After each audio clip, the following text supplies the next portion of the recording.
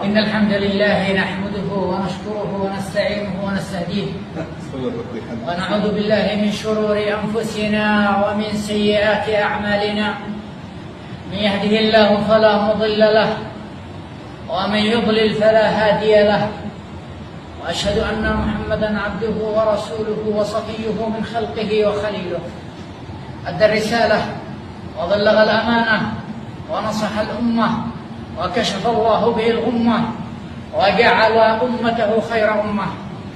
أما بعد، عبد الله، عقلك عقلك وسمعك وقلبك أعرني هنا وأرعني هنا لحظات قد تقول، راجيا أن يتسع صدرك احتسابا لما أقول، ثم حلق معي بخيالك متخيلا ما هو واقع ومتخيلا ما هو حقيقة.